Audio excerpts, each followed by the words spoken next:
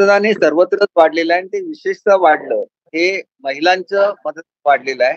आणि लाडकी बहीण ही खूपच एक लोकप्रिय अशी योजना आहे आणि त्याच्यामुळे आपल्या भावाला मदत करण्याची भूमिका यामागे असावी असा अंदाज आहे.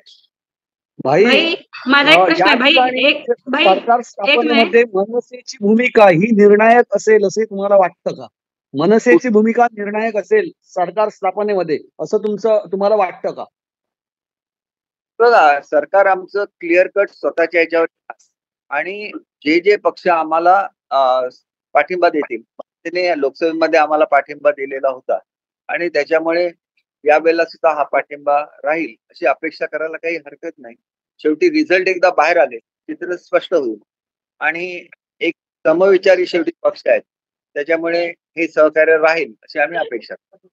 भाई माझा एक प्रश्न आहे भाई माझा एक प्रश्न आहे. संजू परब माझ्या विजयाचे मानकरी असतील, man of the match Sanju Parab असं तुम्ही जे म्हटलं त्याबद्दल काय सांगाल? हे बघा, असं आहे की ज्यांनी काम केलं त्याच्यामध्ये ते स्वतः इच्छुक होते आमदारकी लढवायला आणि त्याच्यामुळे तसं म्हणणं स्वाभाविक आहे. आणि तसे आमचे जे सहकारी आहेत त्यांना काही मी त्यांनी व्यक्त करू नये किंवा लढवू नये असं बिलकुल म्हटलेलं नाही.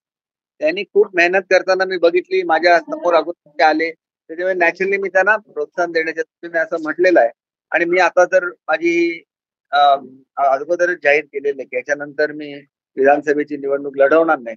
त्याच्यामुळे ह्या तरुण मंडळीने पुढच्या दृष्टीने आपली तयारी केली पाहिजे, हा त्याच्यामधला मुख्य हेतू आहे. कारण सावंतवाडीची एक संस्कृती राहिलेली आहे आणि त्या संस्कृतीप्रमाणे ही सगळी तरुण मंडळी घडावी आणि त्यांच्या हातून खूप सेवा घडावी हीच माझी अपेक्षा आहे. बघा, आता संजू परबनी खूप चांगलं काम केलं. त्याच्याच बरोबर मी मगाशी महेश सारंगांचा उल्लेख केला. महेश सारंग स्वतः कधी त्यांनी इच्छुकता दाखवलेली नाही आमदारकी लढवण्यासाठी, पण काम मात्र त्यांनी भरपूर केलं. तर असेच युवक आहेत की त्याच्यामध्ये ज्यांची इच्छा प्रदर्शित होती लढवायला, त्याच्यापैकी एक प्रमुख हे आता संजू परब आहेत. त्यामुळे त्यांच्या इतर सुद्धा जे कार्यकर्ते ज्यांनी ह्या इलेक्शन मध्ये भरपूर काम केलेलं आहे त्यांना सुद्धा संधी आहे. परंतु ज्यांना हे करायचं आहे त्यांनी स्वतःला घडवलं पाहिजे आमदार होण्याच्या दृष्टीने. आणि म्हणून तरुणांना प्रोत्साहन देण्याच्या दृष्टीने माझं स्टेटमेंट महत्वाचं आहे की पुढच्या काळामध्ये तरुण हे नेतृत्व करतील आणि हे पुढचे राजकीय वारसदार असणार का ते तुमचे? पुढचे राजकीय वारसदार ते असणार का संजू परब? बघा, हे आता डिक्लेअर केलं तर इतर लोक नाराज होतात. त्यांना मी सांगितलं तुम्ही चांगलं काम करा. 5 वर्षापूर्वी त्यांना ऑफर दिलेली होती, त्यावेळेला ते आले नाही. इलेक्शन लढवण्याचं मला कारणच नव्हतं. ते 5 वर्ष तयार झाले. भाई यापूर्वी तुमच्या मित्र पक्षाने असं म्हटलं होतं की जे विरोधक आहेत त्यांनी आरोप केलेला होता भाजप वापरतं आणि फेकून देतं. त्याच पद्धतीत जर आपण पाहिलं तर आता काही वेळापूर्वी चंद्रकांत पाटलांनी असं स्टेटमेंट केलंय की यावेळेचा मुख्यमंत्री जो आहे तो यावेळी दिल्लीतून ठरवला जाईल. कसं पाहता याकडे? कारण एकनाथ शिंदे यांचं नाव घेऊन आपण यावेळीचे पुढचे मुख्यमंत्री किंवा लाडक्या बहिणीचा भाऊ अशा पद्धतीचं वक्तव्य यावेळी प्रत्येक प्रचारामध्ये केलं होतं. आपण कसं बघता याकडे? मागच्या वेळेला सुद्धा आदरणीय शिंदे साहेबांचं नाव हे दिल्लीवरूनच अनाऊन्स झालेलं होतं. त्याच्यामुळे आमच्यामध्ये एकमत आहे. आपण असं कधीही समजण्याचं कारण नाही की आम्ही वेगवेगळे आहोत. आम्ही सर्व एक आहोत. महायुती म्हणून आमची भक्कम महायुती आहे आणि त्याच्यामुळे प्रत्येक पक्ष हा आपल्या कार्यकर्त्यांना चांगलं वाटावं म्हणून नेहमी बोलत असतो. पण शेवटी जो काही निर्णय वरिष्ठ घेतात तो निर्णय सर्वजण मान्य करतात. भाई, तुम्हाला अदृश्य हातांची साथ या निवडणुकीत लाभली होती का? या निवडणुकीमध्ये अदृश्य हातांची साथ तुम्हाला लाभली का? शिवसेना उभाटा असेल किंवा राष्ट्रवादी काँग्रेस अशी काही अदृश्य हातांची साथ लाभली का? नाही, असं बघा, असं म्हणणं हे दुसऱ्याला काम करणारं असतं. असं मला काही स्टेटमेंट करायचं नाही. परंतु नाराजी जी काय होती त्याच्याबद्दल मी बोललेलो होतो. अदृश्य हात वगैरे असं काही त्याच्यामध्ये असतं स्वतःला वाटत नाही. ते आपल्या पक्षाचं काम करत असतात. फक्त जर आवडीचा उमेदवार मिळाला तर ते काम अधिक जोमाने होतं, एवढंच त्याच्या मागचा हेतू होता. ओके. ज्यांच्या जास्त सीट येतील त्यांचे मुख्यमंत्री असतील त्याबद्दल काय सांगाल? ज्यांच्या जास्त सीट येतील त्यांचा मुख्यमंत्री असेल असं महायुतीचं ठरलं होतं असं एकंदरीत समजतंय, त्याबद्दल काय सांगाल? हे बघा, मुळातच असं आहे की आमच्या पक्षाने जागा लढवलेल्या आहेत. त्याच्यामुळे ज्या जागा आम्हाला मिळालेल्या आहेत त्याच्यामध्ये चांगला परफॉर्मन्स हा आमच्या पक्षाचा निश्चितपणे असणार. आणि पूर्वीची सुद्धा उदाहरण घेतली तर शेवटी कोणाला मुख्यमंत्री करायचं हे वरिष्ठ ठरवत असतात आणि आमची महायुती आहे. त्यामुळे महायुतीमध्ये आमची तर अपेक्षा आहे की शिंदे साहेब होतील, परंतु जे काही मुख्यमंत्री असतील ते तर महायुतीचे मुख्यमंत्री असतील आणि त्याच्यामुळे आजची जी निवडणूक आहे ती मुख्यमंत्री महोदयांच्या नेतृत्वाखाली लढवली गेलेली आहे. त्याच्यामध्ये चांगलं यश मिळावं ही पहिली बाब आहे आणि मुख्यमंत्री नंतरची बाब असते. आणि चांगलं यश मिळत असताना त्याचं श्रेय हे आदरणीय आमचे मुख्यमंत्री एकनाथजी शिंदे त्यांना 100% आहे. तसंच ते ओके भाई कोकणचा विचार करता आपण एक सिनियर या ठिकाणी मंत्री आहात. कोकणचा विचार करता कशी लढत झाली असेल आणि कोण म्हणजे कशी सत्ता असेल या कोकणावर, कोणाची सत्ता असेल वाटतं? काय माहिती प्राप्त झाली त्याप्रमाणे एक हाती शिवसेना, मूळ शिवसेना, बाळासाहेबांची शिवसेना, धनुष्यबाणाचं आणि बीजेपीची अगदी पूर्णपणे त्याच्यामध्ये वर्चस्व राहणार आहे. हे अगदी निश्चित आहे. म्हणजे संपूर्ण कोकण आणि MMR रिजन सुद्धा हा पूर्णपणे महायुतीला फेवरेबल राहील. संजय राऊत म्हणतात की हे सगळे पोल आहेत ते मॅनेज आहेत, संजय राऊतांनी आरोप केलाय. उद्या वस्तुस्थिती जनतेच्या समोर येईल, त्याच्यामुळे आज त्याच्यावर कॉमेंट का करायचं? भाई तुम्ही उद्या विजयाचा चौकार मारल्यानंतर सावंतवाडी विधानसभा मतदारसंघासाठी पहिलं कोणतं काम हाती घेणार?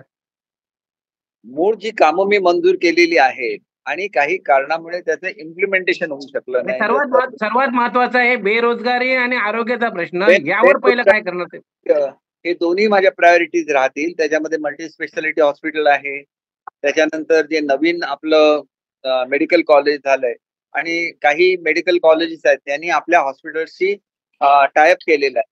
जसं DY पाटील हॉस्पिटलने सावंतवाडीच्या हॉस्पिटल बरोबर टायअप करून त्यांचे स्पेशालिस्ट तिथे येतात. त्या धर्तीवर सर्व स्पेशालिस्ट त्यामध्ये कसे येतील, त्याच्यात मल्टी स्पेशालिटीचं आणि मेडिकल कॉलेजचं लवकरात लवकर काम पूर्ण करणं ही पहिली प्रायोरिटी राहील. युवकांना नोकऱ्या देत असताना जर्मनी मध्ये पाठवण्याच्या ज्या नोकऱ्या आहेत ती स्कीम सुद्धा लोकांपर्यंत पोहोचली नाही, इमिजिएटली अवेलेबल आहे. आणि ज्या ठिकाणी मोठे उद्योगधंदे येऊ घेतलेले आहेत त्याचा फॉलोअप करणं, त्यांना लवकरात लवकर त्यांचे उद्योग उभे करण्यासाठी मदत करणं, युवकांना रोजगार देणं. आणि मी तर एवढं सांगतो की किमान 10,000 लगेच परदेशामधल्या नोकऱ्या मी देऊ शकतो, ज्याचा मी अध्यक्ष आहे. आणि महाराष्ट्रामध्ये लाखभर मुलांना ह्या नोकऱ्या मिळतील. त्याच्यामध्ये सिंधुदुर्ग जिल्हा आघाडीवर असण्याचा माझा प्रयत्न राहील. आणि इतर जे ग्रॅज्युएट आहेत, मुलं आहेत, तरुण आहेत, त्यांच्या हाताला कसं काम देता येईल हे माझं सर्वात मोठी प्रायोरिटी ही युवकांसाठी राहील आणि त्याच्याबरोबर आरोग्यासाठी राहील. या दोन गोष्टीचा मी खूप बघितलेलं आहे की लोक या बाबतीत लोकांच्या खूप आहेत की ते इम्प्रूव्ह व्हावं. 100% त्याच्यामध्ये सुधारणा होईल आणि ही सगळी सुधारणा तुम्हाला 6 महिने ते 1 वर्षामध्ये झालेली दिसेल. शासकीय रुग्णालयात भाई जिल्हा वैद्यकीय शासकीय रुग्णालयामध्ये तज्ञ डॉक्टर नाही आहेत. मी आताच आपल्याला सांगितलं की काही ग्रॅज्युएशनसाठी जे डॉक्टर येतात ते आता सिंधुदुर्गमध्ये यायला सुरुवात झाली आहे. DY पाटील जे कॉलेज आहे त्यांनी हे करायला सुरुवात. केलीचं मोठं मेडिकल कॉलेज आहे, त्यांच्याशी सुद्धा अशा स्वरूपाचा टायअप करता येईल. आणि काय होऊ शकतं हे आम्ही बघू आणि येणारे डॉक्टर पर्सनली भेटेल येण्यासाठी त्यांचं मन वळवेल. थँक्यू भाई. थँक्यू भाई. आभार सर. आणि धन्यवाद.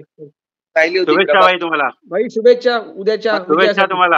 आणि एक तुम्हाला शुभेच्छा तुम्हाला. शुभेच्छा. निकालाबाबत तुमचं मन काय सांगताय? प्रार्थना करेन.